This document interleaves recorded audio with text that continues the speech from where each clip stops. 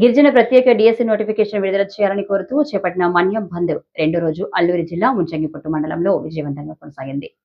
శనివారం జరగవలసిన వారపు సంత సైతం విడవలబోయింది. వారపు సంతకు వచ్చే గిరిజనులకు ఎక్కడికక్కడ అడ్డుకోవడంతో వెనుతిరగాల్సిన పరిస్థితి ఏర్పడింది. రెండో రోజు బంద్ను మండల కేంద్రంతో పాటు మూల ప్రధాన కూడలలో పటిష్టంగా నిర్వహించారు. మండల కేంద్రంలో గిరిజన సంఘం, సిపిఐ, సిఐటియు, వివిధ ప్రజా ఉద్యోగ సంఘాలు, నిరుద్యోగులు ఉదయం 6 గంటల నుండి బంద్లో పాల్గొని సంపూర్ణ మద్దతు తెలియజేశారు. గిరిజన సాంప్రదాయంగా దింసా నృత్యాలతో తమ యొక్క నిరసన తెలియజేశారు. కోసం పోరాడుతుంటే రెచ్చగొట్ట వ్యాఖ్యలు చేయొద్దు.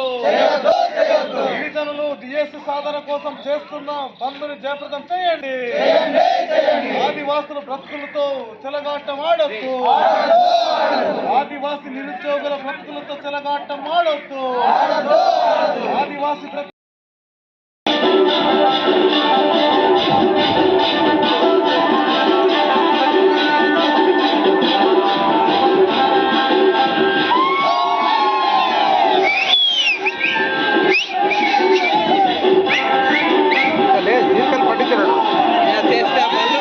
నాగభూషణ్, ఆదివాసి నిరుద్యోగిని.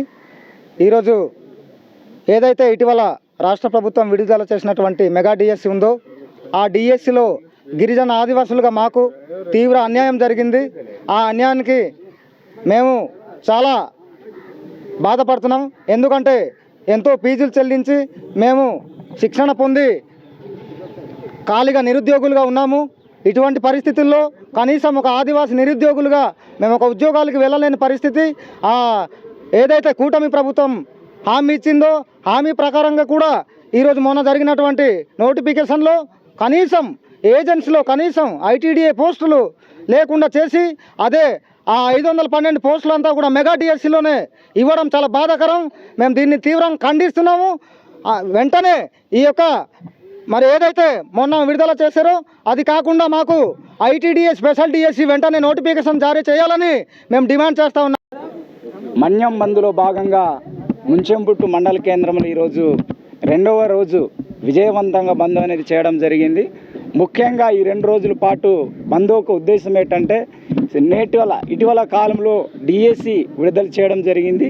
అందులో 16,000 పోస్టులు డిఎస్ నోటిఫికేషన్ ద్వారా ఇవ్వడం జరిగింది. మన ఏజెన్సీ ప్రాంతంలో వచ్చేసరికి మన అల్లూరి సీతారామరాజు జిల్లాలో ఐటీడీఏ పరిధిలో అదేవిధంగా రంపచోడవరం ఐటీడీఏ పరిధిలో మొత్తం 512 పోస్టులు అనేది ఉన్నాయి. కానీ ఈరోజు మంత్రి గారేమో 2024 పోస్టులు ఇస్తున్నామని చెప్పేసి చెప్తున్నారు.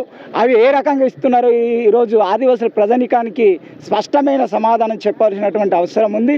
రోజుతో ఆదివాసీ ప్రాంతంలో రాష్ట్ర వ్యాప్తంగా కూడా మన్యం బంద్ జరుగుతుంది. రెండో రోజు బంద్ విజయవంతంగా కొనసాగుతుంది. ఈ రోజు వరకు కూడా ప్రభుత్వం స్పందించలేదు. దీని మీద ఒక స్పష్టమైనటువంటి నిర్ణయం తీసుకోలేదు.